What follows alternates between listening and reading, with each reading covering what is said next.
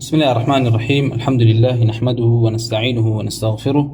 ونعوذ بالله من شرور أنفسنا ومن سيئات أعمالنا. من يهده الله فلا مضل له وما يضلل فلا هادي له، وأشهد أن لا إله إلا الله وحده لا شريك له، وأشهد أن محمدا عبده ورسوله صلى الله عليه وعلى آله وصحبه وسلم تسليما كثيرا. أما بعد، براكان مما درسي كتير معنا لا دراسة كردني كتابي المختصر في الفقه لنسيني إمام فقيه عمر كري حسيني خراقي رحمة خوي برقال لبه كصالي سيصوب السؤال هجري وفاتي فرموه. طبعا لا دو درسي بيشوا سرتا كتاب الطهارة ماخوين وبابي مياه ماخوين ومذهب إمام أحمد مان باسكر كوا تقسيمي أو لشان رويك وتقسيم أكات لجهتي نفسي أو كوا وصف كريوتمان لا إمام أحمد أكري بسيجورة وآوي كوا باكا وباكا رويك بيوتي الطهور وآوي كوا خوي باكا بلان باكا رويني بو غيري خوي وآوي كش كوا نجيسة لجهتي استعماله باس ما كر كوا آويك مباحة كوا بكار بهن ريت لرفع حدثة ولا إزالة نجاسة كوتمان أما خاصة بو آواني كوا آويكي طهور أما رفع حدثي بيكري وإزالة نجاسة بيكري وبوتمان بهمان شوا آويكي ترهي كوا بمكروه زان راو لو أنا آوي مشمس كوا خور لي دابت كوا ترسيوي هي كوا توشينا خوش كياخد آويكي مغصوب كوا داقير كرابت أمان محرمة كوا بكاري بهيني وبهمان شوش آوي بيس ونجس. ويعني باسي حالتي أو ما نكرد لجهتي كميو زورية وكالشكاتك كوا بيس أبيت وباسي أوش ما نكرد كوا أجر هاتو أو بيس بو شون باك أكريته و أمانة هم إلى درسي بيشوا باس ما نكرد ليردا إمامي خراقي رحمة خوي برقال ليبه ديت سر بابكي طازة كوا أفرمي إمامي خراقي كوا تبيب كرابوي كوا بابي آنية. باب الآنية طبعا آنية جمعي إناء، جمعي إناء جمع كيشي أوانية أواني خوي أصلكي سهم زبوة آني بلام لبروي كوا كوبونوي سي همزة بسرية كول زماني عربية يعني جوانية أو همزي كان قلب بيبو واو وكو آدم أوادم نالي آدم أمي جمع كيك أوانية. طبعا آنية كجمع آنية بهشتي كوتيكوا شتي تبكري يعني قابو قاچاخ لكردي خو معنا بيلن قابو قاچاخ أو كوا شتي تيكري وشتي تي هلا جيريو بو بكار هنان بۆ بەکارهێنان لە شت هەڵگرتن و شتێ کردن و ئەمانە بەکاردێت لە لای خەڵکی. طبعا ئەمە کاتێکەوە لێرەیە ئیمامی خراقی ئەم باسە هێنێتە پێشەوە مناسبەکەی لەگەڵ بابی میاه و بابی طهارە ئەوەیەکەوە ئێمە باسمان کردکەوە بابی میاه و بابی طهارە پێش خراوە لەبەرچی لەبەری خۆی ئەسڵەکە بریتێ لە خۆ ئامادەکردن بۆ نوێژێکی صحیح کەوا بکرێت کەوتمان نوێژیش بە دەستنێژەکرێت. دەستنێژیش ئەبێ بە ئاوێک بگیرێکەوە ئاوێکی طهورە کە ئاوێکی طهورە و تەفاسیلەکەیمان باس کرد. دەی ئەم ئاوەش لە چیە هەڵەگیرێ؟ طبعاً ئەبێ لە شتێکە هەڵبگیرێت غالیبەن کەوا ئەم کەسە دەستنێژەکەی پێ هەڵەگرێت و دەستنێژەکەی صحیح بێت ئەوە ئەبێ لە شتێکی پاکا بێ. بۆ ئێمە وتمان لە یەکێک لە شەرتەکانی نوێژ لەوەی کەوا نوێژ صحیح بێ ئەوەی کەوا ئیزالەی نەجاسە بکەی لە بەدەنت و لە جل و بەرگەکانت و بە هەمان شێوە لە چی لە جێگای نوێژەکەت. دەی ئەگەر بێت و تۆ ئەو بکەیتە ناو شتێکی پیسەوە ئاوەکە پیس بێت و دەستنێژی پێ بگری بەدەنت پیسە بێت. بۆی ئەمە مناسبەی باسکردنی بابی ئانیەیە لەگەڵ لە کتابی طهارە لە کتابی طهارە و لە دوای باسکردنی ئاو مەسائلەکانی ئاو. لێرە ئیمامی خراقی ڕەحمەت خوای پەروەردگاری لێ بێ فەرمێ وكل جلد ميتة دبغ أو لم يدبغ فهو نجس وكذلك آنية عظام الميت. لرأي إمام خراقي يكسب داخله ببو أويكوا باس لشيكا ما دام باسي أوانية كات أو باز لا أو آنيان أكات كوا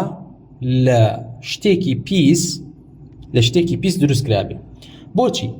لبروي سرتا أصلي بابي آنية أويكوا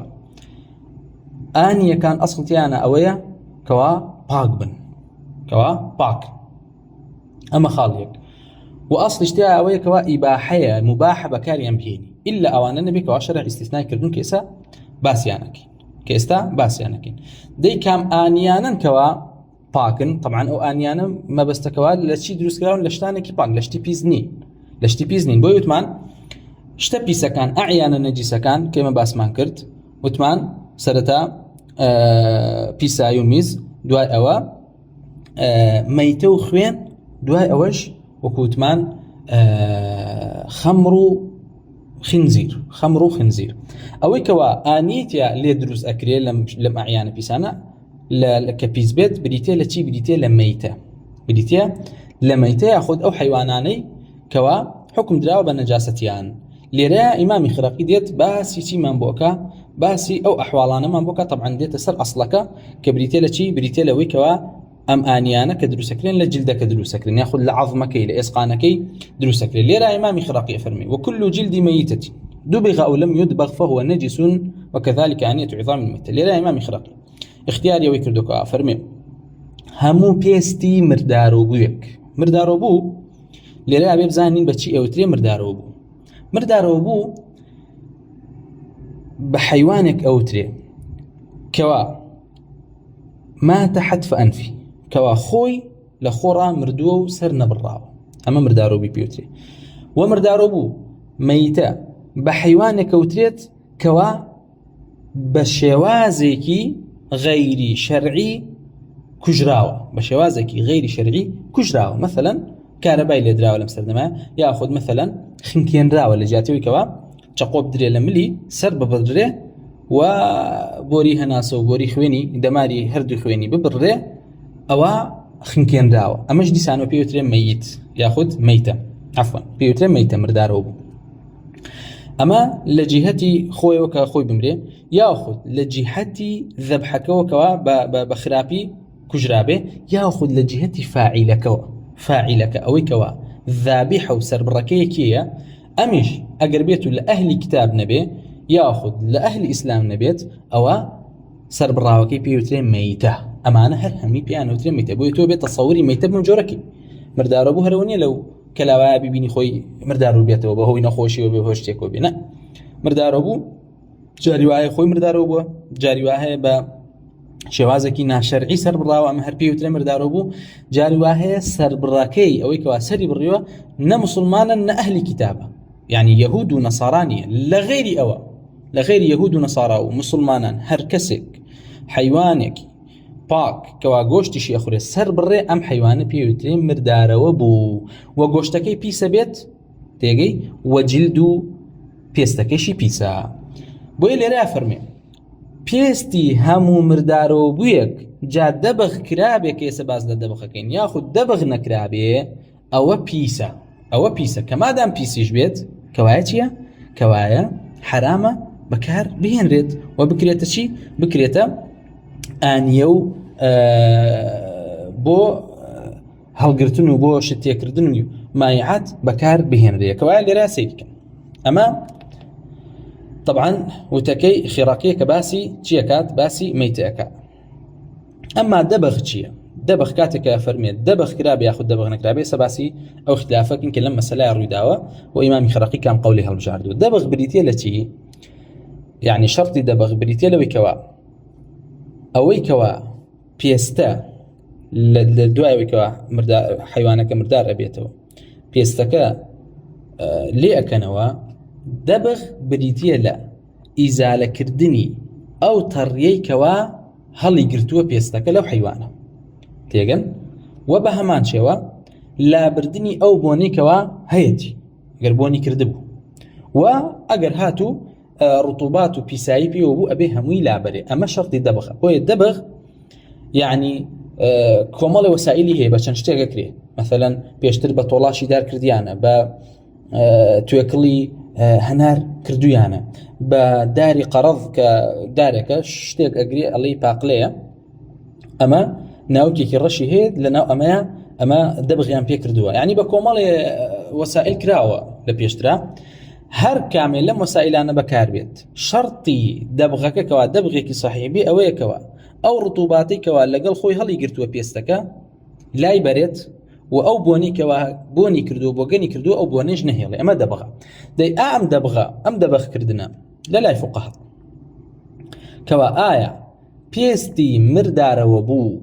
بم دبغ كردنا باك أبيته بوي كوا بشي بكاري بهيني بكيبا وعاء بكيبا شتكوا مثلا لبركري يا خود لسري دابنيشي يا خود آيوتي خلب جيري آية جائزة ويلي أكا أم دبغ كوا أم جلد باك بريتو باك بيتو ياخدنا أو زانان ليريا اختلافيان هي وكاري اختلافكشان بريتيلا چي بريتيلا أوي كوا خوي فرقار أفرمي حرمت عليكم الميت مردارو بو لسرتان حرام كراو أما ليريا خوي فرقار بعام باسي ميتي كردو دي ميتا گۆشتەکەی گرێتەوە وەکو چۆن پێستەکەی شێگرێتەوە کەوایە ئەمە مەیتە گۆشت و پێسی شێگرێتەوە بەشێک لە زانایان کەوا دەبغ بە پاکەرەوە نازانن ئەفەرمون دەبغ ئەم پێستە پاک ناکاتەوە لە بەروی مردارەوە بووە هەر وەکو چۆن هیچ شتێک نییە کەوا گۆشتەکەی پاکاتەوە بیکابەوەی کەوا پاک بێت کەوایە پێستەکەشی هەمان حکمەگرێتەوە مادام مەیتە لفظێکی عامە هەم پێستەکە گرێتەوە هەم چیشە گرێتەوە هەم گۆشتەکە شێگرێتەوە ئەمە بەشە لە زانایان کەوا دەبغ بە پاکەرەوە نازانن و بە جائیزی نازانن کەوا پێستەی مردارەوە بوو بە پاک نازانن و پێیان وانیەکەوە دەبغ پاکی بکاتەوە کێسە اختیاری خراقی لەمایە و باس لە قول ئیمامی ئەحمەد شەکین لە باسەکە ئین شاء الله تعالی دەی ئەی ئەوانەی کەوا پێیان وایە دەبغکردن پێستی مردارەوە بوو پاک ئەکاتەوە دلیلیان چیە ئەڵێن ڕاستە خوای پەروەردگار فەرموویەتی حرمت عەلەیکم المەیتە ئێمەش لەگەڵتانین دەی ئەزانین کەوا گۆشتیش و پێستش هەر مەیتەیە پێوترێ مەیتە بەڵام ئێمە دلیلی تەخسیسمان هەیە کە ئاەتەکە لەسەر عمومەکەی نەماوە بە دلیلی چی بە دلیلی حەدیثی پێغەمبەری خوا صلی الله عليه وسلم کەوا فەرموویەتی چی پێغەمبەری خوا صلی الله عليه وسلم لحديث عبد الله بن عباس أفرمي بيغمر الله صلى الله عليه وسلم مر رسول الله صلى الله عليه وسلم على شاة لمولاة لميمونة ميتة بيغمر الله صلى الله عليه وسلم تيبريب سيركر شاتك مرك كهي مولاتك ميمونة بو كخيزان بيغمر الله صلى الله عليه وسلم ميمونة أم حيوانة مردار بوته فريان داو قال أفلا استمتعتم بإهابها بيغمر الله صلى الله عليه وسلم فرمي أريبوتي سلطان نبيني لتي لإهابك إهاب بتي أوتري بيستي حيوانك أوتري قالوا كيف وهي ميتة يا رسول الله بيغمر فرمان ديجات شون إسفادي لبكيني بيغمر صلى الله عليه وسلم نكاتك عم مردار وبوته قال إنما حرم لحمها بيغمر صلى الله عليه وسلم فرمي دي أويك وحرام كذا وخوي برجار حرامي كردوا إنما حرم عليكم الميتة بريتيا لجوشتكي كوا بخريت بريتيا لجوشتكي كوا بخريت أما حديثك يعني كوا استدلالي بيكم بوي كوا ما بس لتحريم ميتة بريتيا لجوشتكي اللي وي كوا بخريت ما بس بي أصلا بيستكينية كأمام مذهبي زهرية هرشاندا إمامي ابن المنذر فرمي يعني زهريش لێوەی هاتووە کەوا فەرموویەتی کاتێک بەکارە هێنرێت کەوا دەبەخکرێ پێش دەبەخکردن بەکار ناهێنرێ و يعني نابێت بەکار بهێنرێت بە هەمان شێوە حەدیثەکەی عەبدوڵڵاه کوڕی عەباس هاتووە کەوا لە ڕیوایەتەکە فەرمێ فهلا استمتعتم بإهابها طبعا أم حديثة لرابي غنغص صلى الله عليه وسلم فرمي تحريمي ميتة بريتيلا خواردني گۆشتەکەی زۆر باشە کۆمەڵی ئەحادیث ترمان هەیە بە هەمان شێوە کەوا تەفسیری ئەم حەدیثەمان بۆکەن وەکو عەبدوڵڵاه کوڕی عەباس بە هەمان شێوە لە مەیمونەوە گێڕێتەوە کە پێغەمبەر صلی الله عليه وسلم مر بشاة لمولاة لها قد أعطيتها من الصدقة ميتة فقال النبي صلى الله عليه وسلم ما على أهل هذه لو أخذوا إهابها فدبغوه وانتفعوا به فرمون أم حديثة للروايات تراهاتو کە پێغەمبەر صلی الله عليه وسلم باسی دەبغەکەی کردو بالا پێششا باز نەکرابێ کەوای پێغەمبەر صلی الله عليه وسلم لێرە فەرمی فدبغوه وانتفعوا به بە هەمان شێوە لە ڕواياتێکی تراهاتو کەوا پێغەمبەر صلی الله عليه وسلم فەرمی هلا دبغتم إهابها ئەرێ بۆ پێستەکەیتان دەبغ نەکرد کەوتمان ئەوە بکەوە عەمەلیەکە کە پێستەکان لێ ئەکردەوە لە مردارەوە بۆکە و ئەیان کردە ناو ئەو شتانێکەوە دەبغی پێکراوە کوتمان تێکەڵاوە کراوە کەوتە ناوی تاوەکو ئەوەی کەوە ئەو چەوریە و ئەو ڕوتوبات و ئەو بۆنە پیسێکەوە کردیەتی لا ئەچوو پاشان ئەهاتەوە دەرەوە و دایانەنا لەبەر خۆرە هەتاوەکو تەواو وشکە بووە و جارە ئیسفادەیان لێ کرد بۆ جلوبەرگ و بۆ دروستکردنی ئاوانی و شتومەک. بۆیە لێرە پێغەمبەر صلی الله علیه و سلم باسی دەبغی کردەوە. بە هەمان شێوە لە حەدیثی عایشە هاتۆ کە پێغەمبەر صلی الله علیه و سلم فەرمیەتی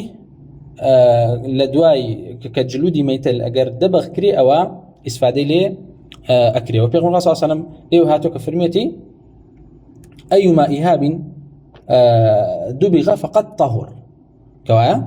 پێغەمبەر صلی الله علیه و سلم فەرمیەتی هەر پێستەیەک کەوە دەبغ کری ئەوە پاک ئەبێتەوە، ئەوە پاک ئەبێتەوە. بۆی ئەحادیثەکان لەم بارەیەوە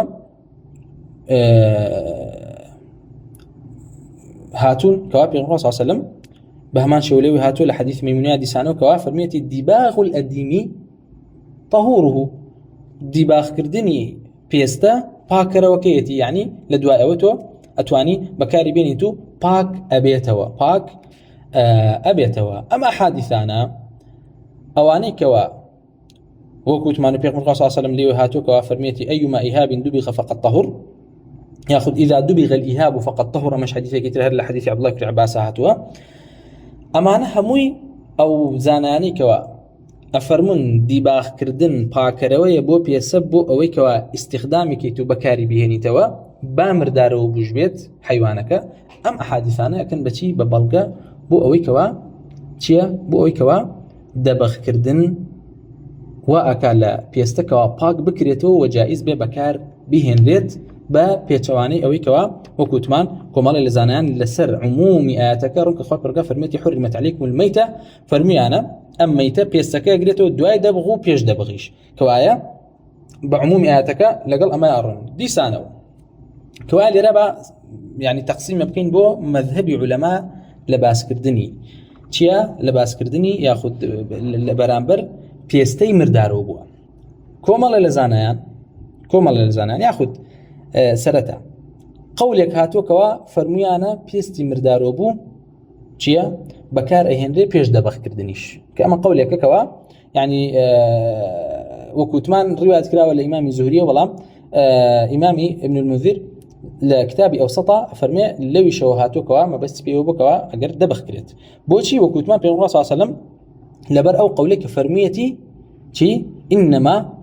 حرم ئەکلها، مەیتە مردارۆ بوو خواردنی گۆشتەکەی یاخود ئینەما حرم لەحمها،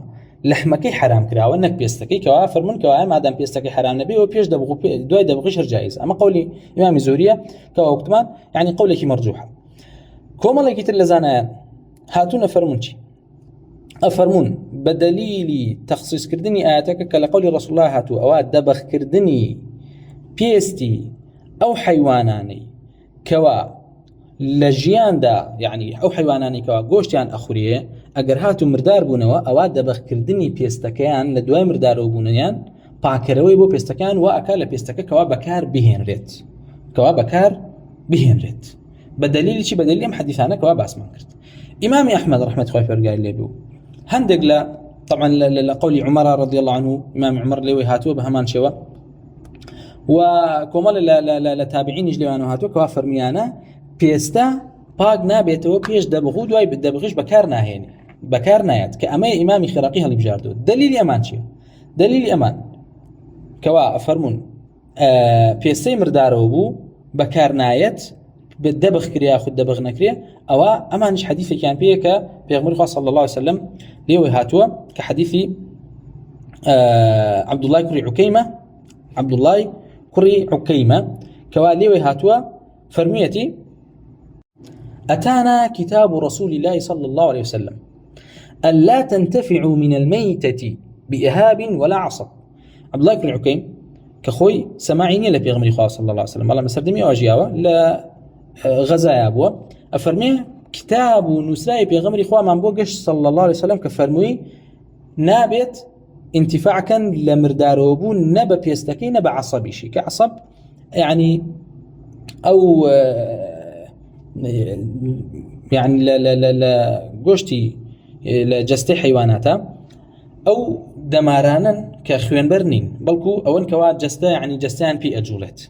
کە جەستیان پێی ئەجوڵێت مادەیەکی ڕقەکەوە بەکار هێنرێ بۆ کۆمەڵە شت کەوا ئیسفادەی لێ ئەکرا. دەی لێرەیە پێغەمبەر صلی الله علیه و سلم فەرمووی هیچ ئیسفادە مەکەن لە ئیهابی مەیتە، لە ئیهابی مەیتە. بۆیە لەسەر ئەم ئەساسە ئیمام ئەحمەد ڕەحمەه کە پێغەمبەر صلی الله علیه و سلم وای فەرمووە لە کۆمەڵە لە ڕیوایەتی ئەم حەدیثەیە فەرموویە أتانا كتاب الرسول صلى الله عليه وسلم قبل موته بشهر لبيجويكوا لدواي ويكوا مانيك يعني بيجويكوا بيغمر صلى الله عليه وسلم وفات كا بمانجك لهني كافر من بتشل شو لهني كافر من بدو مانك أما مان بيجي بويا إمام أحمد أي فرمو كوا روايات جماعة كصالح كريو عبد الله وأثرمو زورق لصاحب كان ولا تلبكان إمام أحمد لو نقلكن كوا إمام أحمد أي فرمو من الروم بوشي بو حديثك عبد الله كري عكيم كوا أم حديث ناسخ بو أحاديث كاني ديباخ كردن أما هو كاري خلافك كوارو داونك خلافك يهرمكي بيو يعني فقهاء وزاناني سلف هر لخوق سيان كرد بينا نا أبدا تيجي بو سيري كان أما تطبيق كردني مسائل أصول فقه آياتك بعموم هاتو دليل الإمام أحمد عمومي آياتك لقلم حديثها حديث عبد الله كري عكيم دليل الإمام الشافعي أو زاناني كوا طبعا زوريني زاناني دبغ بباكرو زان لقول صحابه لعمل صحابه لقول تابعين زور هاتو كي سباس يعني كن كوا دبغ كردنيان بمطهير وبباكروي جلدي ميتزاني و أو دليل كان أو كوا حديث كان بيغمر صلى الله عليه وسلم تخصيص آيات كان كردوه بوي كوا دباغي بباكروي بيستي مردارو بودانا ولا حديث كي عبد الله بن عباس وميمون وغيره يمشي. وإمام أحمد أي فرمو حديثك يا عبد الله بن عباس يعني أي فرمو اضطرابي تياه أي فرمو اضطرابي تياه يعني تعليل يكرت ويفرمو أجر صحيح جبيت أو أم حديثة حديث عبد الله بن عكيم ناسخ بوي نسخي حكمك يكردوتو أي أوان شيان أود لبرامبر أم حديث عبد الله بن عكيم أواني كوا فرمون نخير حديثك يا عبد الله بن عكيم بدو جور توجيهك وجهي كم يعني حديثك عبد الله كل عكيم كافرمي كتابي بيغمر إخوان بوها ولكاتك كوا بيغمر صلى الله عليه وسلم بيش أوي كوا بيغمر إخوان بمري بمانجي ياخد بتل روج ياخد بدو مانج كفرمي انتفاع مكان بجلودي ميت بإهاب ولا عصب باشا أفرمون ليريا أم حديث عبد الله كل عكيمة دي سنة وتشيا دي سنة اضطرابي تياها بو لبرو لهني كافرمي بيش مانج بيش بردني بيغمر إخوان بمانجي لهني كافرمي دو مانج لهني كافرمي بتشل شو ولا هن للروايات كان راوي كان لي أنا هاتوك عبد الله كري عكيم أما الراس تخونا يرتوك خوي كتابك يبيني به بل قوله حد يعني تحديث يقالك لأشياخ لكم الله شيخك ولا كشيخي أو بن بوان جراوته وكناوي شيخ كان معروف منك وجهالتي تاعه وحديثك ورناجيله وفرمون أجر هاتوا ورج جيرا أو بيغمر خاص صلى الله عليه وسلم فرميتي ألا تنتفعوا من الميتة بإهاب ولا عصب ما بس تبيش ديباخ كردن بو إما توجيه من هاي ليريا كوا أم حديثة ما بس بيغمر خاص أويكا بيش ديباخ كردن بيخو إما جزانين كوا بيش ديباخ كردن نابت جلدي مردارو بو بكار بهنري بلام دوای ديباخ كردن ما بسك أحاديث كان بيغمر خاص صلى الله عليه وسلم دليل لسري كوا جائزة بكار بيت بو ليريا توجيه حديثك عبد الله كل عكيم بمجوراكن إمام أحمد يجديت ولا كتصحيح حديثك أفرمي لي راك أفرمي من الميتة بإهاب ولا عصب أجر بي أستاذ دبغ تجويزك استثناء دباغ يكرت بل كل راك ما دام بمطلقيه نايتك ألا تنتفعوا من الميتة بإهاب ولا عصب أم انتفاع كردنا بإهابك كالتحريم كردوا بيش دبغو دوای دبغيش أما كرتي اختلافي زانان التي لا بيستي مرداره بوا وإمامي خرقي لرا اختياري أو قولي كردوا كوا بيستي مردارو بو دوای دبغو بيش دبغيش هر باغنية كأموت من رواياتك الإمام أحمد وكوا رواياتي جماعي بيوتري زوري كان رواياتي عن كردوا بلام رواياتي كتير من هي لإمام أحمد كوا وكو إمام الترمذي رحمة الله برقالي ولا جامعة كأن نقلك كإمام أحمد لتصحيح كردني حديث عبد الله كري عكيم قراوته بو فرميتي اضطرابي تاع حديثك ولا إمامي الترمذي لدواء جيرانه حديث عبد الله كري عكيم فرميه لأحمد كري حسن وك تلبي إمام أحمد فرمي يقول كان أحمد بن حنبل، أحمد كري حنبل يذهب إلى هذا الحديث مذهبي أو بكوا عمل بم حديثة كنابت جلدي مرداروبو بيستي مرداروبو بكار بهنري لسر حديث عبد الله كري حكم لما ذكر فيه فيه قبل وفاتي بشهرين لبرويك على بيغمري خواه صلى الله عليه وسلم لحديثك كواد لبيجي بيغمر قبل بدو مان أم حديثة فرمو وكان يقول كان هذا آخر أمر النبي صلى الله عليه وسلم. إمام أحمد فرمو أما آخر قولي يأخذ آخر فرماني رسول الله بوكا تشريعي كردوا بأمر رب العالمين. ثم ترك أحمد بن حنبل هذا الحديث بلام لدوائية أحمد بن حنبل أم حديثي ترك كردو تعليل كرد لما اضطربوا في إسناده حيث روى بعضهم فقال عن عبد الله بن عكيم عن أشياخ لهم من جهينة. فرمي إمام أحمد كاتك وابني حديث عبد الله بن عكيم اضطرابي تيايا أم حديثي ترك كرد و لبروي لك ومال الروايات كان هاتوك عبد الله بن عكيم فرمي عن أشياخ لهم من جهينة زور باشا دي ما دام إمام أحمد رحمة الله فرقاري حديثك عبد الله بن عباس خويا فرمي مضطربة كوتمان كومال لا زانان استنادي بيكن وحديث عبد الله بن عكيمي بمضطرب دانا وتعليلي كردو لي وقراوته أي عملي بتشي كردوها عملي بكومال الأفعال الصحابة كردو رضي الله عنهم كوا دبغيان بتشي دانا وبباكروي جلدي ميتة دانا ولواني كواتشيا لواني كوا قوشتي أنا خوري وكوتمان بويا قولك يتر إمام أحمد وكوتشون إمام خلال بهمان شو فرمي إمام أحمد توقف في كل حديث عبد الله بن عكيمة لما رأى تزلزل الرواة فيه أما إمام خلال رحمة الله بالقاري به لي بحثك كوا قرايب وشي إمام أحمد قرايب أو كوا إمام أحمد قولك تري هيك أفرميه بيستي أو حيواناني كوا قوشتيان أخوريت أجر هاتو مردار بونوان أجر دبخ كرا جائزة استعمال كريت كوا مدو قول إمام أحمد كإمام خراقي قولي يكمي بكار هنا وقولي يكمي ورقرتوه واختيار كردوه كقولي قديم يتي لسلوك واحد حديثك عبد الله بن عكيم صحيح بيت وناسخ بواحد ثكان تلك أمخ خوكاري اختلافك أما إمام أحمد رحمة الله برجالي بيه وكتمان قولك تري بريتيلا ويكوا تيا بريتيلا ويكوا أو حيواني كوا قوشتي أخوريت أجر هاتو مردارو بو أجر بيستكي ديباخ كرا وجائزة استعمال بكريت جائزة استعمال بكريت جاء استعمالك لتشيابه أجر هاتو لا جلو برقا بي ياخذ لآنية يابي كوا ليرام بس ليرا لتشيا أو كوا بيبستينو بتشيو بدرسكرني آنيو قاب قاچاق لي لم جلده ياخذ مثلا برقتي قرتني قاب قاچاق بم جلده هم أمانة قريته ما دام حيوانك خوي جيبي لو أنا بكوا مأكل اللحم بو أم تخصيصي مأكل اللحم لتشيو برقرتو إمام أحمد بو فرمي أم حديث في غمر صلى الله عليه وسلم كفرميتي أيما إيهاب دبغ فقد طهر وتخصيص شكابه كوا مأكل اللحم به أفرمي وكوشون هاتوا لنظري كل شو ميلوا كفرميتي الإيهاب إيهاب كبيرون بكاري هنا جلدي أو حيواناني كوا غوشتيان أخوريت غوشتيان أخوريت كوا إيهاب لفظك كوا خاصة بتشيوا كوا خاصة بو حيواناني كوا غوشتيان أخوريت بي أو تري إيهاب بو أو بكار هاتوا للغتها بو بكار هاتوا كوا لرادي سانو خلافك ترمان توش أبيت كبريتي لشي دبخ كردن باكروي بو بيستي همو مردارو بيجا ام حيوانه گوشتي بخوري ياخذ نخوري يان باكروي بو تنها گوشتي او حيواناني كوا بيستي او حيواناني كوا گوشتي نخوري امام احمد فرمي اما دباخ باكروي بو بيستي او حيوانه مردارو بواني كوا گوشتيان اخوريت اگر هاتا بالذكاتك الصحيح صرب بالرايه او گوشتيان بخوري او جلدك باكبتو أما سباع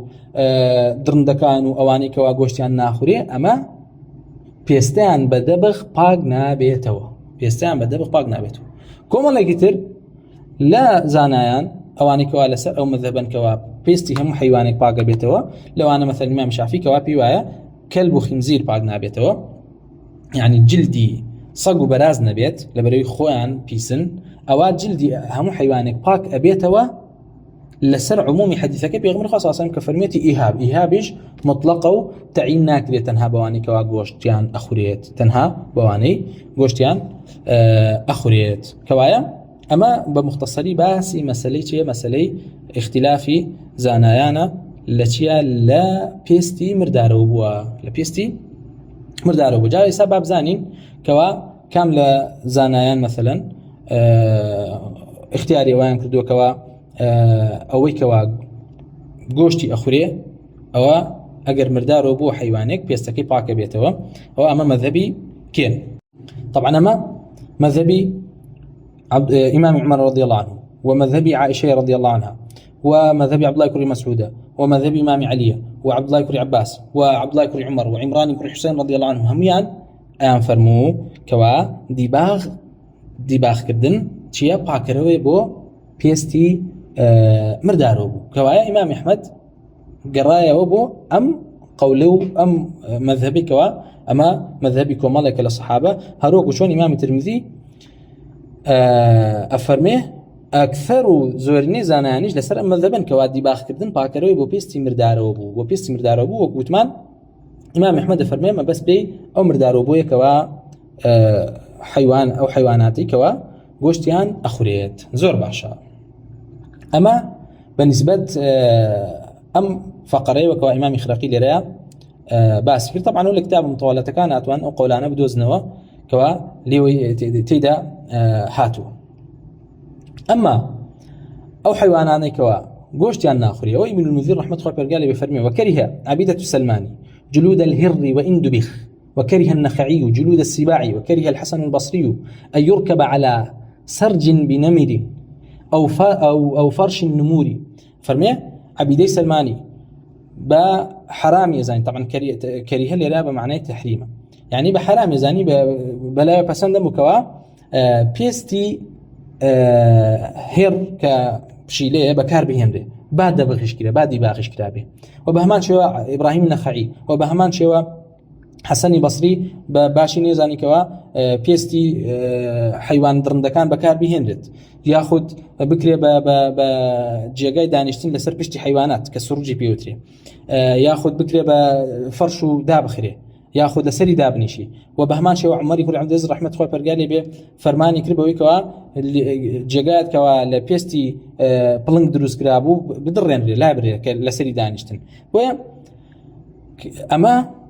لسر ام مذهب امام احمد رحمه الله برقالي به يفرموا كوا غوشتيان ناخوريت او كوا غوشتي ناخوريت جا سر ببري وسر نبري هر يكشتل بري الزكاه بو حيوانك كوا غوشتي بخوري حلال يك اما اوي كوا درندي وغوشتي ناخوري بيج مرددو بيج مردارو بوني دوای مردارو بوني پێستەکەی هەر بەکار نایە با دیباغش بکرێ با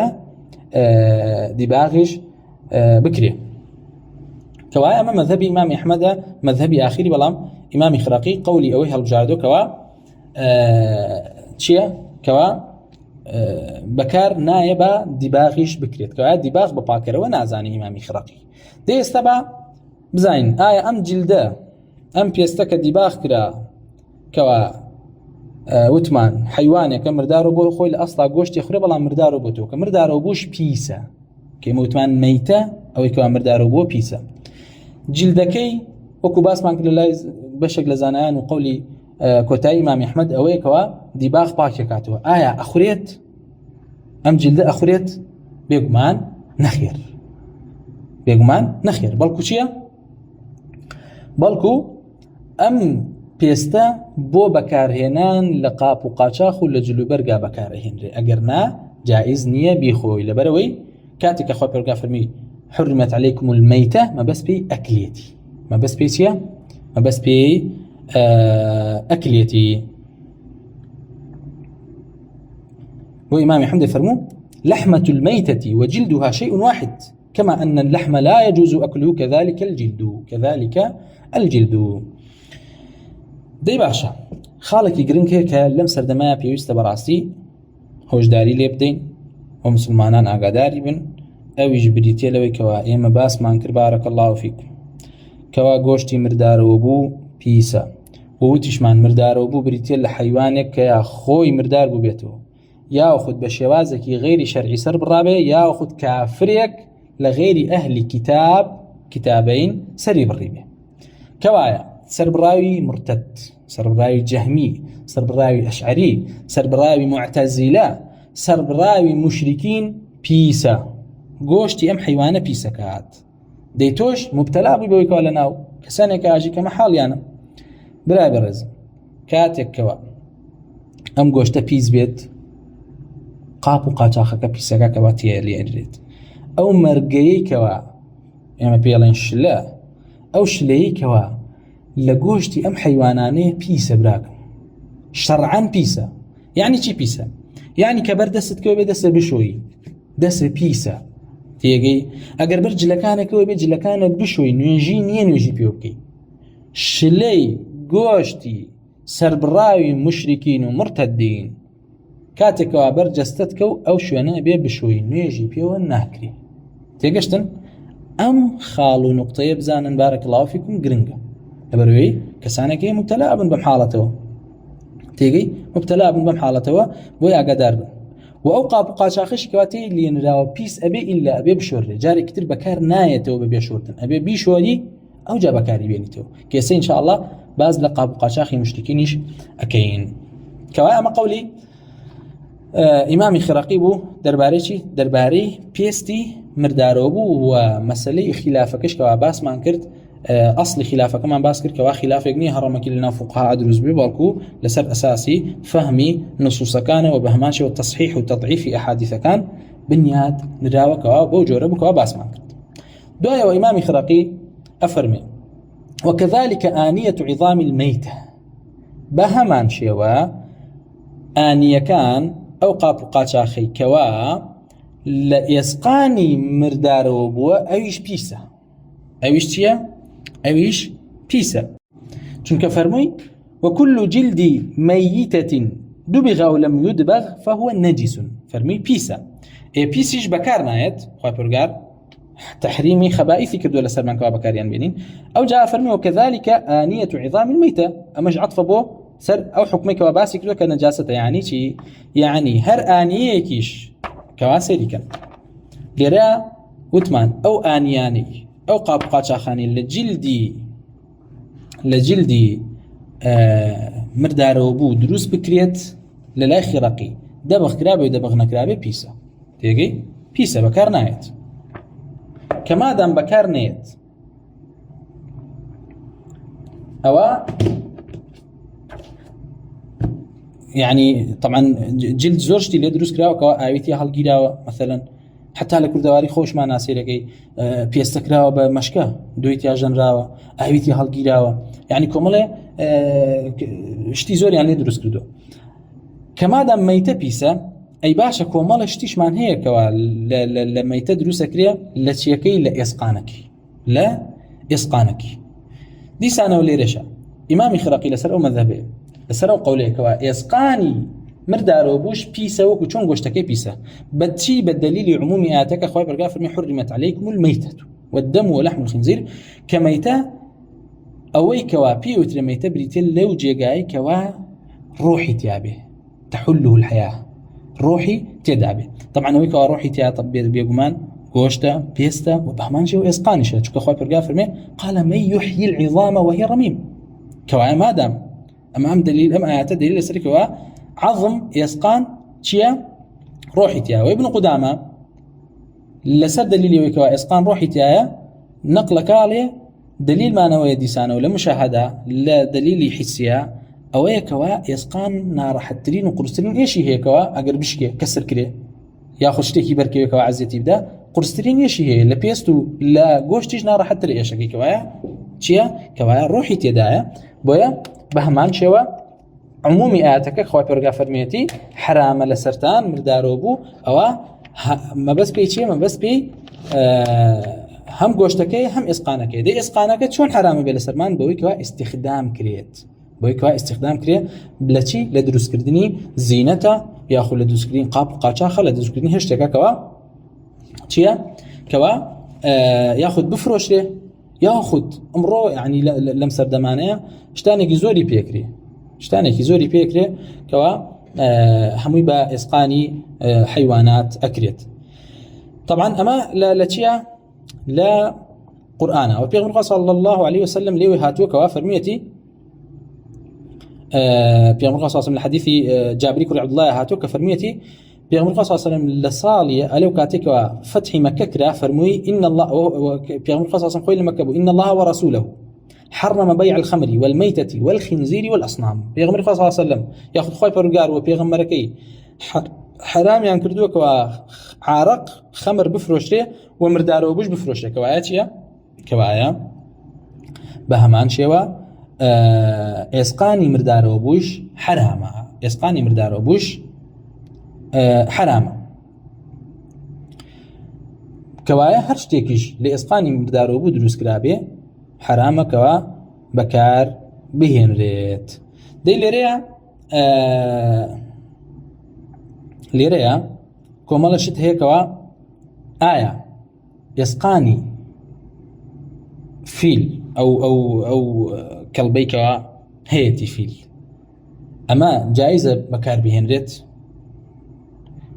یعنی شتی لێ دروست کرێت و بەکار بهێنرێت ئەوە ئاڵێن بەڵێ زۆرینەی تابعین لەسەر ئەوەن کەوە لەسەر مەذهبن لەوانە عومەری کوڕی عەبدولعەزیز و عەطا و طاووس و حەسەنی بەسری ومانەکەوە نابی فیل ئەو کەڵبەیەکەوە فیل هەیەی چ جای لە ژیانە بێ لێ بکرێتەوە بەکار بهێنرێتەوە بۆ شتێکی تر یاخود لە دوایەوەیەوە مردارە بێت و ئەمرێت و بهێنرێت بەکار بهێنرێتەوە بەچیان زانیوە بە پیسیان زانیوە بە حەڵالیان نەزانیوە بەکار بێت کەوایە ئەلێرەوەیەکەوە زانایان دێن حەدیثێکی پێغمبەری خوامان بۆ باسەکەن کە حەدیث ئەبی واقیدی لەیثیە کە پێغمبەر صلی الله علیه و سلم لێوە هاتووە کە فەرمووی ما قطع من بهيمة وهي حية فهو ميت هەر شتێک لە حەیوانات ببڕێت لە کاتێکا کەوا خۆی لە ژیانایە ئەوە حکمی مردارەوە بووی هەیە حکمی مردارەوە بووی هەیە حکمیەوەی هەیەکەوە مردارەوە بێتەوە کەوایە لێرەیە دێن باسی چیمان بۆکەن باسی شاخی حەیوانمان بۆکەن شاخ قۆچی حەیوان لەگەڵ کەڵبەیە دان تێگەی دانی حەیوان سیباع مثلا و بە هەمان شێوە حافر بریتێ لە قاچی ئەو حەیوانانی کەوا چوارپێن و ماڵین کەوا یعنی ساڵانە شتێکیان لە خواری و قاچیانەوە زیادەکان نازان بە کوردیی پێوترێ ئەی بڕنەوە ئەمانە هەر هەمویان حکمی ئەویان هەیەکەوە مردارەوە بێت بۆیە ئێسقانی مردارەوە بوو و بە هەمان شێوە شاخ و حافر و ئەمانەیان مادام هی مردارەوە بوو بێ یاخود هی ئەو حەیوانانە بێت کەوا گۆشتیان ناخورێ لە مەذهبی ئیمامی ئەحمەدا جایز نیە استخدام کرێن و حکمی نەجاسەتیان هەیە و تەنها ئیستیثنای کەڵبەی فیل کراوە کەوا هەندێک لە زانایان بە پاکیان داناوە یاخود بە جایزیان داناوە بەکار بێ لەوانە ئیبن سیرین و ئەوەی کەوا لەسەر مەذهبێ و ئیمامی مالیکیش بە هەمان شێوە فەرموویەتی ئەگەر هات و فیلەکە سەر ببڕێ ئەوە جایزە ئەگەر خۆی مردارەوە بێ پیسە بەڵام عامەی تابعین لەسەرونکەوە نەخێر بەکار ناهێنرێت بۆیە ئیمامی ئەحمەد ڕەحمەت خۆی پەروەردگار لێ بێ لیانە پرسی دەربارەی مشتێک شانەیە کەوا لە عاج کەوا ئەو کەڵبەی فیلە دروست کرابێت ئەی فەرموو هو مەیتە وكيف يستعمل ئەم عاجە ئەگەر لە ژیانی فیلەکە لێکرابێت و حکمی مەیتەی هەیە ئەگەر لە دوای مردارەوەبوونی بیت هەر مەیتەیە کەوایە بەکار نایێت کەوایە ئەمە حکمی چی هەیە حکمی ئێسقانەکەیە کەوا ئێسقان و حافر و بە هەمان شێوە نینۆک و قەڕن و شاخی حەیوانی مردارەوە بوو لە مەذهبا بەکار نایە إلا ابن قدامة خلاف جرته لا شاخي آسكا كوا آسك خوي طبيعتي ويا كوا شاخ فريدات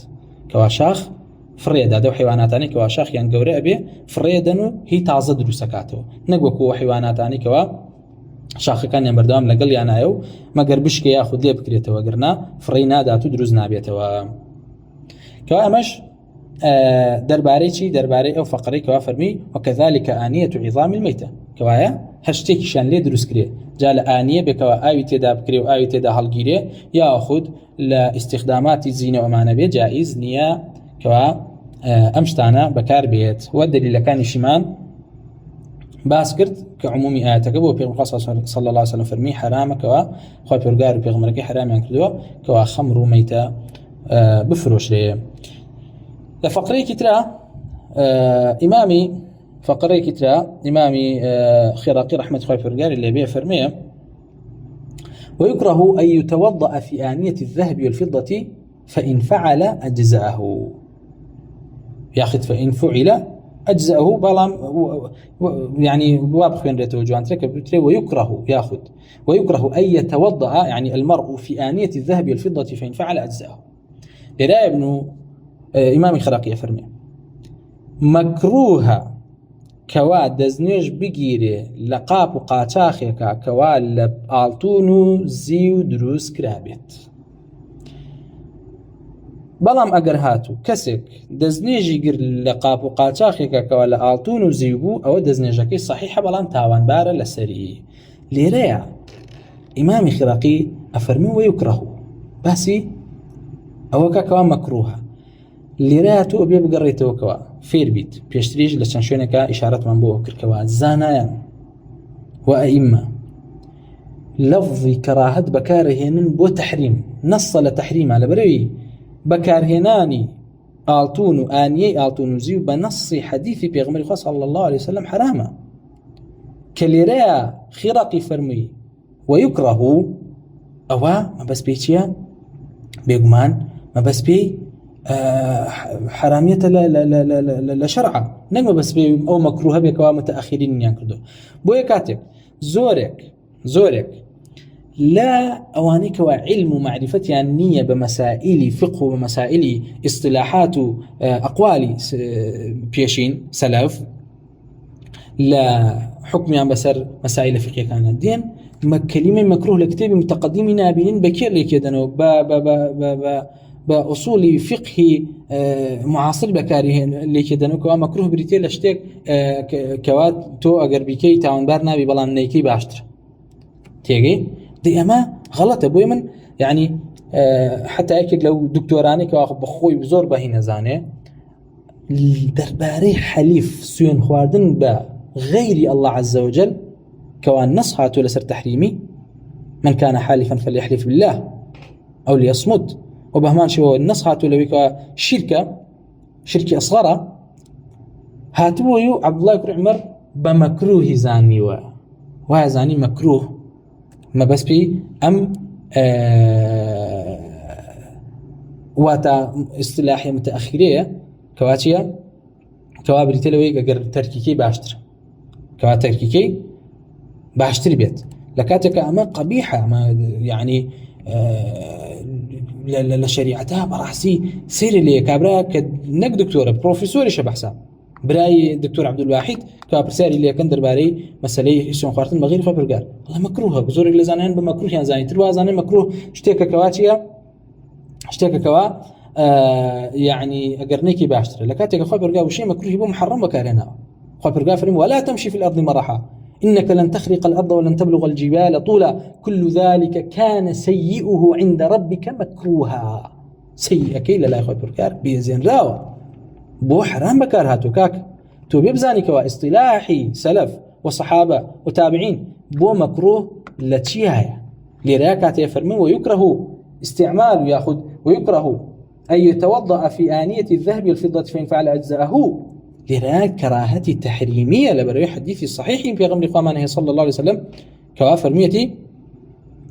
لا تلبسوا الحرير ولا الديباج ولا تشربوا في آنية الذهب والفضة تيجي ولا تشربوا في آنية الذهب والفضة ولا تأكلوا في صحافها فإنها لهم في الدنيا ولنا في الآخرة أما حديث صحيح في غمر صلى الله عليه وسلم كنابت حرامي كردوه كوا خواردنەوە لە قاپ و قاچاخی ئاڵتون و زیوا بەکار بهێنرێ بخورێت تێگەی دەی لێرەیە بەهمان شێوە پێغەمبەر صلی الله عليه وسلم فەرمی الذي يشرب في إناء الفضة إنما يجرجر في بطنه نار جهنم لحديث أم سلمة ئەوەی کەوا لە قاپ و قاچاخی ئاڵتون و زیوا یاخود لە قاپ و قاچاخی زیوا نان ئەخوا ئەوە بەڕاستی يجرجر في بطنه نار جهنم ئەوە لەناو سکیدا شتێکی کردوکە لە ناوسکیدان ئاگری جەهەنەم هاتوچۆ بکاو بشڵەقێتیدا بو يعني أما حديث كان مشهور لسر حراميتي بكارهناني تي بكارهناني آنية وقاب قاچاخي أعطون نزيو بو خواردنو إجماعي شيء ابن قدامة جرايته ابن المنذر بيجو جرايته كفرمي أجمع العلماء على أنه لا يجوز لمسلم أن يشرب ولا يأكل في آنية الفضة وآنية الذهب عندهم كذلك أو أشد لأنه قد جاء فيهما مثل ما جاء في آنية الفضة لأنه قد جاء فيها مثل ما جاء في آنية الفضة كوايا إجماعه وأحاديث كان صريحا وصحيحا درباري وكوا جائز نيته استخدام شبكي آنية ذهب وفضة بكي بو خواردن ليرا زانا أفرمون كاتب پیغمبر صلى الله عليه وسلم باسي شرب أكلي كردوا أما مخرج لا مخرج غالبة نك أما قيدك بيت تنهابو أو جائز نبي بو غيري أو جائز بي بلكو أجر بو خواردنو كوا أكثر خلقي قابو قاچاخ بو أما بكارين جائز نبي أو أولاتر بو شتيتر طبعا بزانا قابو قاچاخي آلتون زيو حرامة لسر جن ولا سر بياو وكو حرير نية كوا جائزة بو أفرد أما اتخاذ أواني وقاب قاچاخ كهي آلتون زيو كاتخاذ ما بس بيو كوا دابن ريبو جواني أمش دي سانوا حرامة إلا ما قربو الزينة بو أفرد نبي كوايا آلتون بو بياو بو زينة حرامة بكار هناني بو قاب قاچاخ حرامة بو خواردنوتيا هر حرامة اتخاذ كردني لسر شيوي لسر شكلي قاب قاچاخ دابن ريد هيچ شي تيانا خوريتو هر حرام تيغن آلتون زيو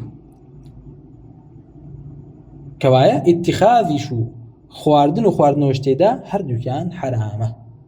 بلكو آلتون بو آفرت حلالة بو زينة كوابي كابخوي وزيوش بو بياو بهمان شو بو زينة آسايا بك بخويو أما اتخاذ كردنو بكارهناني لقاب وقاچاخ ولكم الاشتكاء بهمو جوري حراما دي زور باشا ليريا حالتك ديتا بيشو كوافقها باسيان كردوا كبريتيا لا المضبب بالذهب والفضة كاتي خوي كوا طبعا ليريا زانيان تيلين ليريا أفرمون بكارهناني قاب وقاچاخ بو خواردنەوە هەموو معدنەکان جائزن با گران بەها و غالیش بن جگە ئاڵتون و زیو لەبەرەوەی پێغەمبەر صلی الله عليه وسلم بەنەس ئەم دوانەی ئیستیثنا کردو کەوایە جائزن و زانان يعني ئەگەر بگەڕێتەوە فقها لە کتێبەکانیان لە حەدیثە ڕوایەتیان کردو لە پێغەمبەری خوا صلی الله عليه وسلم کەوا دەستنێژی گرتووە لە قیربەیە تێگەی کەوا بریتێ لە چی بریتێ لەو جیکەڵدانی کەوا لە پێز دروستەکرێ و ئاویتیا بۆ پێغەمبەر صلی الله عليه وسلم دەستنێژی تا گرتووە پێغەمبەر صلی الله عليه وسلم لێوێ هاتووە دەستنێژی گرتووە لە چیە لە جامە کە لە نوحاس ببێت لە مز ببێ و لێوێ هاتووە لە زەردەیە لە جامی زەردەیە دەستنێژی گرتووە پێغەمبەر صلی الله عليه وسلم کەوایە ئەمانە ئەکرێن بە دلیل بۆ ئەوەی کەوا جائزە لە قاپ و قاچاخ و لە سەدێکا کەوا لە زەردە بێ یاخود لە مز بێ یاخود لە ڕەساس بێ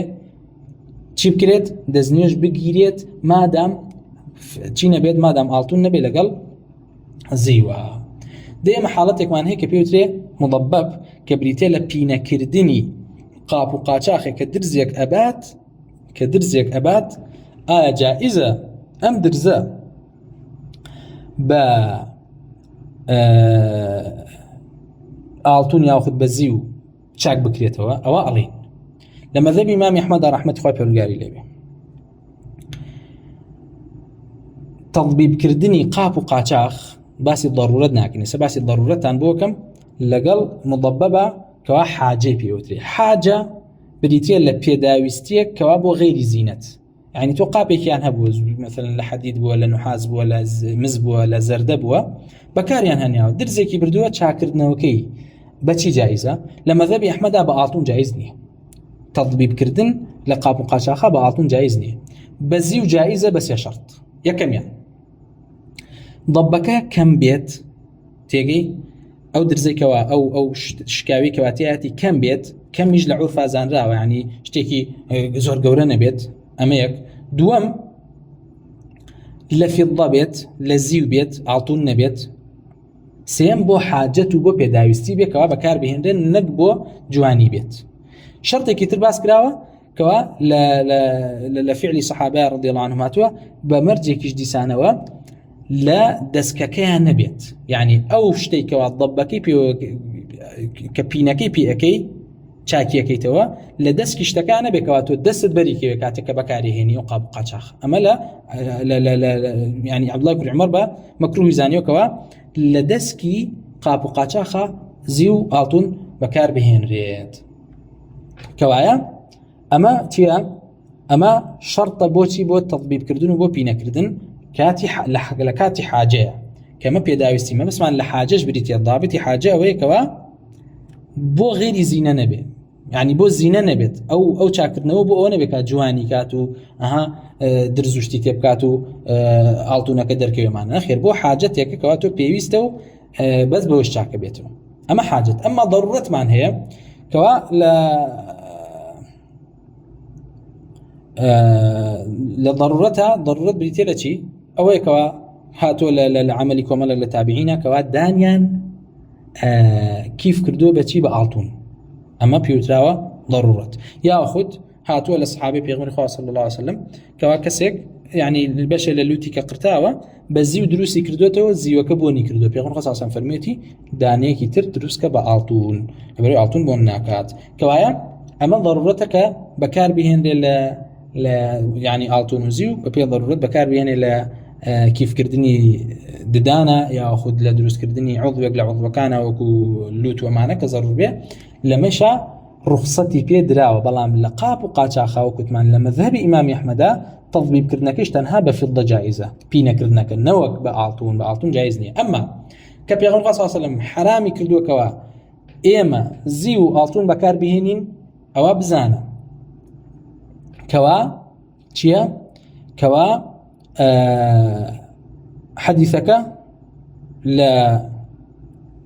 رواياتك لروايات عبد الله بن عمر هاتو كفرميتي من شرب من إناء ذهب أو فضة أو إناء فيه شيء من ذلك فإنما يجرجر في بطنه نار جهنم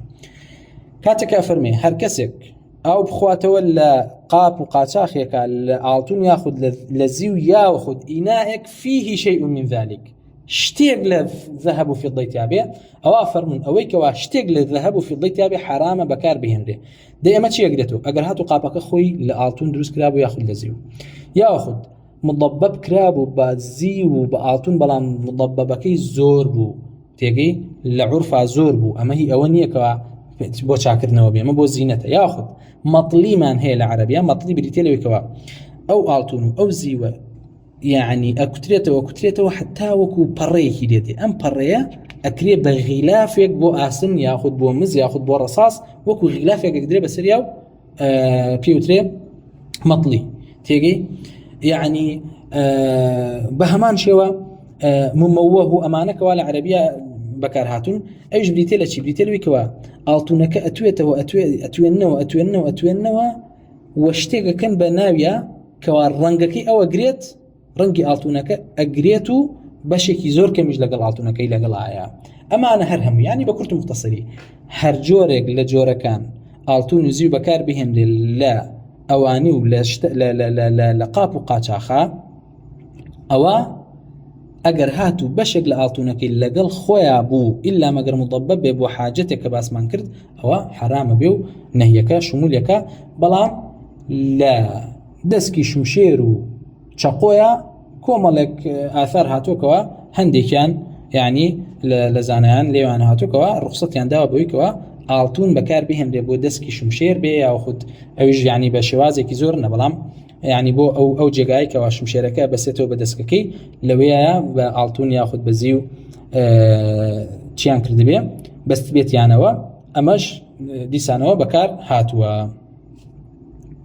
كوا أمش مسألة مضباب هو قلت مان لما ذهب إمام أحمد رحمه الله قال لي به يعني تضبيب بينا كردن بس هنا أكريت بآلتون ناكريتنها بزيوا هو أو حكم يوش من باسكر كوا لغير خواردن وخواردنوش بهمان شو اتخاذ ناكري كوا اتخاذ أكل وشربش هردو كان حرام كي اتخاذ بريتيلوي كوا آنية دروس كري قاب وقاچاق دروس كري بشتكوا لعاطونه ولا زيو دابن ريبوشي دابن ريبو بكارج نهيني كما بيوتري اتخاذ كما بيوتري اتخاذ أمش ديسانه وهر لعمومي تشياء لعمومي نهي كي بيغمر خواه دي لرا فرميه نابي دزنش جريت لقاب وقاچاق كوا آلتون بياخد زيو بي بلسر لبرشي لبريم استخدام كردني آنية ذهب في الضيع زور باشا اگر کسیک اگر هاتو کسیک دزنیجی تیدا گرت او علین دزنیجکی خودی دزنیجک صحیحه چون امش دیسانو خلافی تیدا بشکل زانیانه فرمون دزنیجکی صحیح نیه وکو او نیج لمالکی مغصوبه بکا نیجکی باطله یا بجلیکی مغصوبه و دزیوه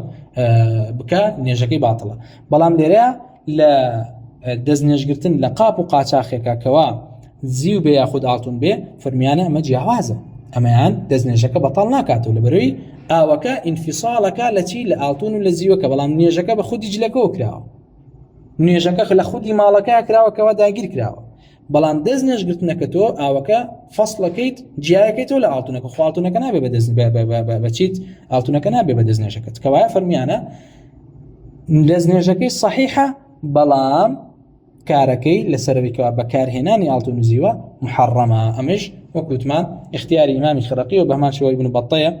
وقول إمام أحمد رحمة خوي فرنجاري ليبيت وكتشمان أقدار بن كوا بكار هناني آلتون وقاب قاچاخي آلتون زيو حرام لسر بيا ولسر تشيش لسر آفرتش أما غير آلتون زيو لقاب قاچاخا هرچنا جران بهاو جوهر وجوهريش بيت هر جائزة بكار بهن ريت إلا أولا بكوا اختلافك هي لو كوا اشتانك كوا جران بهابن بهمان شوا مكروه بكار بهن ري قياسا بو آلتون وزيو لبروي فرميانا آلتون وزيو كاتب بيغم صلى الله عليه وسلم تحريمي كردوا لبروي كوا ضلي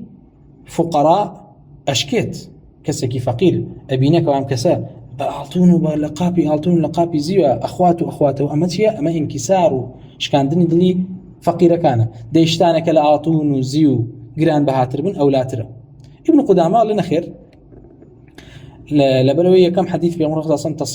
تخصيصي آلتون وزيوي كردوا وبيغمر خاصة ليه هاتوك على قاب قاچاخي زردوز مسو رصاصة أمانهم إلا لا سلف يأخذ لله تابعين الرقة بيداو إلا لله عبد الله كل عمر نبيه ويش يعني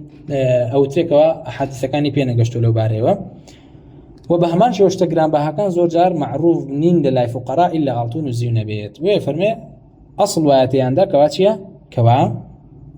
جائز باستخدامها كي وظاهري عملي خراقي جوي كوا تنها باسي آلتون زيوي كردوا باسي غيري أواني نكردوا كوا جائزة غيري آلتون وزيو هرشتيق لما دكان باقرانيش بكار بهن ريت و بهمان شو آسن باس كراوة آسن جائزة كوا بكري بأنجستيلة بكري بمستيلة طبعا لكم لحديثك هاتوك بيغمر صلى الله عليه وسلم نهي كردو بلام حديثك مقال لي تدعي تضعيف كراوة بلكو وتلاوة صحيحة ويك بيغمر صلى الله عليه وسلم بجائز زاني ولا بريو بياوي كوا داوي آفرتك كير بيغمر صلى الله عليه وسلم فرمي بي هنا با أقر بخاتمي كيجبه بمستيلي كيجبه لحديد لا حديد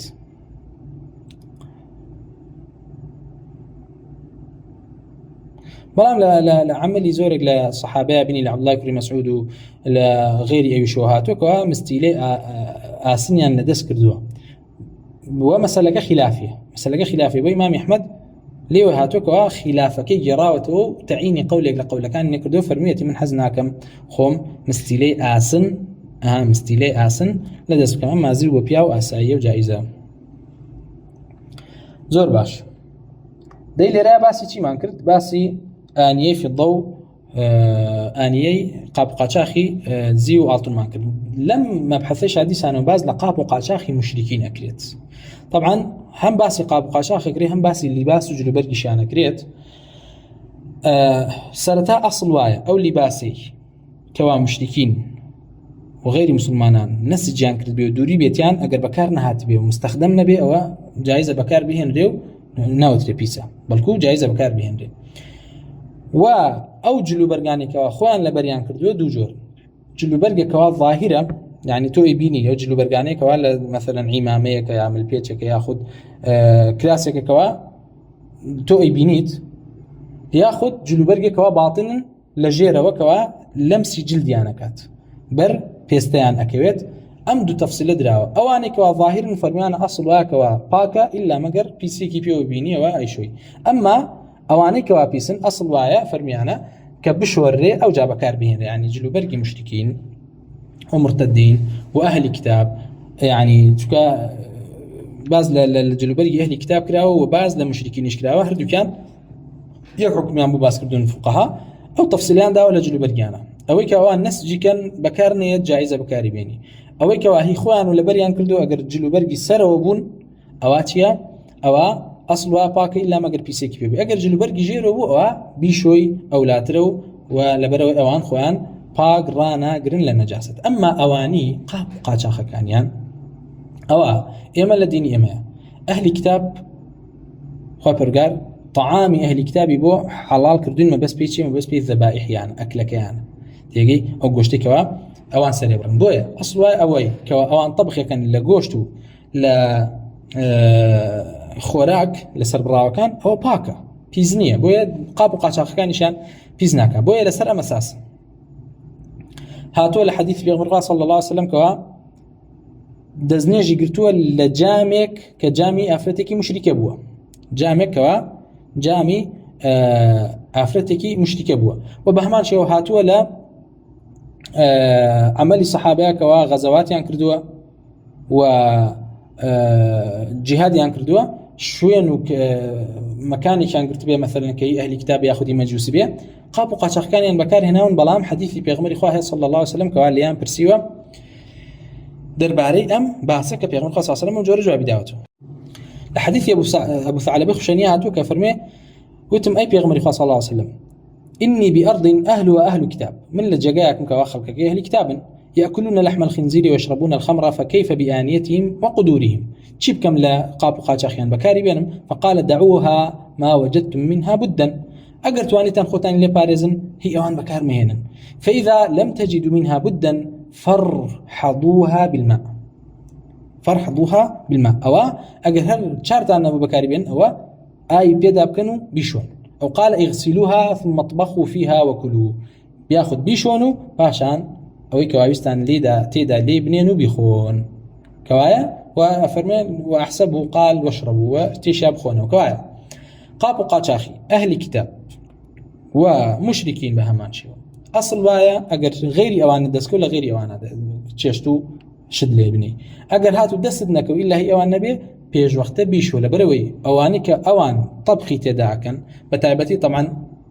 کۆمەڵە مادەیەک هەیە کە کاتی خۆی چێشتی و شتی تێدا لێنراوە کە قوڕبووە پیسایی هەڵ ئەمژێت کاتێک کە تەڕێکەیتەوە هەمان شت تێکەڵی چیە بێتەوە تێکەڵی جامەکە ئەبێتەوە. بۆیە ئەسڵ وایەکەوە بشۆڕێ ئەو جا بەکار بهێنرێ ئەمەش عامە بۆ هەمویان. بۆیە ئیمام ئەحمەد و غێری ئەویش طبعا إمام أحمد لوي هاتو كا فرمو أجر فرنك سيريكن أجر هاتو فرنك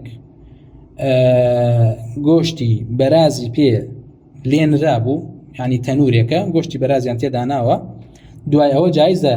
نانی پێ بکرێ ئیمام ئەحمەد فەرموو خۆتان لێ پارێزن نانی پێ مەکەن لەبەرەوەی لێنانی شتی پیس لە ناو قاپ و قاچاخەکە پیسەکەوە بە هەمان شێوە دووکەڵی پیسایی دووکەڵەکە هەر پیسە دووکەڵەکە هەر پیسە مادام هی نیشتێکی پیس بێت کەوایە ئەمەش بە نیسبەت قاپ و قاچاخی مشرکینەوە قاپ و قاچاخی مشرکین و ئەهلی کتاب و مەجوس ئەسڵ وایە بەکاری نێنی ئەگەر حەلت نەبوو بۆی کە بەکاری بێنی پێغەمبەر صلی الله علیه و سلم فەرمی بیشۆن ئەو جا تەبخی تێدا بکەن و تێدا بخۆن و بخۆنەوە. لآخر إمام الخراقي لآخر بابك فرميه وصوف الميتة وشعرها طاهر بلام درباري ميتة كلرا فرمي ميتة بيسا جا جلدكي باسكرت كوا دبغ كري ياخذ دبغ نكري هر بيسة جدا كيشي طبعا ميتة خوي برقا حرامي كردو دي آية صوفو كبريتيلا خوريو موي أو حيوانانا كوا مرداروبون باك نياخذ بيسن خيرك لنا فرمي وصوفو الميتة وشعرها طاهر خوري مرداروبون لقل موكي باكا بو لبروي أمدوانا حياة مردنيان تدا بسرا نايت يعني صوف شعر مو شتيقنين كوا أجلك أزاري بيبتجي ياخد حياة ينتيابه روح ينتيابه بويا لخودي جيان يعني كاتك ولا جيانا أجر صوف كان ياخد مو كان ليه بكريتو بكاربه أسايك وعيدها من الدنيشانتيا هر جائزة أسايا دي لرا آية أميتا ما بس بي تنها أواني كوا غوشتيان أخوريان أوانيش كوا غوشتيان ناخوريت أوانيش كوا غوشتيان ناخوريت لا حيوانات طبعا أما اختياري إمامي خراقية كبعام باسي كردوه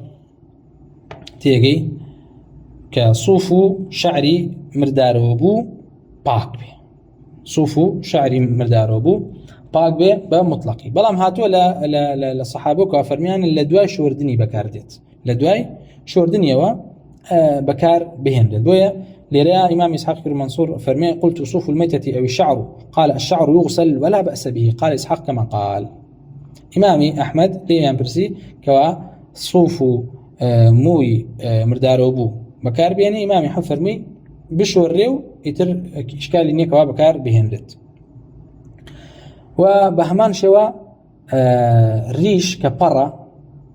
كبرة أميش بهمان شوا حكمي شي هي حكمي يعني بري مرداروبو فلوريك مان هي مرداروبو تو آية بركي بكار هنري بري مرداروبوش بهمان شوا حكمي شي هي حكمي خوريو موي هي بهمان شو إمام أحمد فرمي أجر بشورية هيج كشيء تدانية وإمام أحمد لو هاتو كيفرمو الصوف والريش لا يموت صوفو خوريو بر حياته مردنيان نية بويا يفرمو روح ينتيدا نية وبهمان شو هاتو لو كوا لحسن لا ابن سيرين ولا هاوران عبد الله بن مسعود وهاتو كفرميانا أجر شورا أو أسايا أجر شورا أو أسايا وبهمان شو إمام مالك وليث كري سعد إمام يوزاعي وإسحاق الراهوي وابن المنذري بهمان شو همان قوليان هاتوا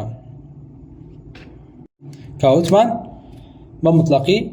باس ينكردو إلا أو نبي كوا بمكروه زان راوة وبباش نزان إمام أحمد لوي هاتو كوا فرمي أنا آية موي براس أجر بكار بهن ربو دوري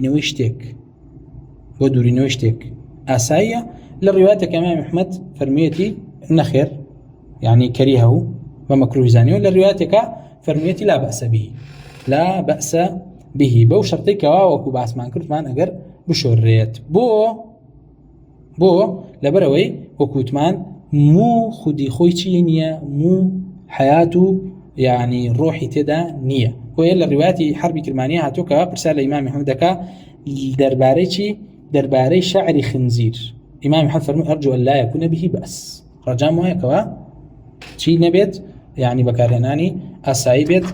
بلام إمام محمد لي هاتوكا يفرمو بلا مباشرة أجر بيتو بموي غيري أو دوري نوبكا أجر هاتو هيج حلكي نبو بموي أويش كردي أو هيج كشيكي تدانية كوايا أما بقشتي كاتي فرمي وصوف الميتة وشعرها طاهر ما بس بيتيا همو مردارو بيوكا وتنانت خنزيرش بچي بو شرطي كوا وكباس مانكر فرميان أجر بشوريت أجر هاتو بشوريت ووج مذهبي أو زانانا بكوا باس مانكر إلا شي نبيت إلا قولك نبي لا لان بشر الفقهاء مسألة خنزيرة استثناء كردوا وبهمان شو درباري موي آدميش استثناء كردوا كا هندك لوان إمام الشافعي لقول قديمية وبهمان شو أبو حنيفيش كابيوا بيسة على شعري آدمي باغنيو بكارنا لكاتك عمو مخالفة يعني مخالفي قولي شيء قول عملي صحابة شبالكم مخالفي عملي في أمر خاص صلى الله عليه وسلم لا حجة كاتكوا قجي مباركي تاشي دايب الصحابة توزيع عن كربناو خۆیاندا کەوایە قژ پاکە، قژی ئادەمی پاکە. جاچی جای دوای مردنی بێ یاخود پێش مردنی بێ بە هەمان شێوەی مردارە بووش ئەوە حکمەکەی بکەوە باسمان کرد. و وەکوتمان عەبدوڵای کوڕی مەسعود و بەشێکی زۆر لە زانایان فەرمیان ئەگەر هاتو بشۆڕێ ئەوە ئیستیخدامکردنی جائزە و ئاساییە. ئەمەش کۆتایی بابی ئانیە بوو کەوا کۆمەڵی مەسائیلی گرنگی تێ پێ و متعلق بوو. الحەمدولله وصلی الله وسلم على رسول الله وعلى آله وصحبه أجمعين. والسلام عليكم ورحمة الله.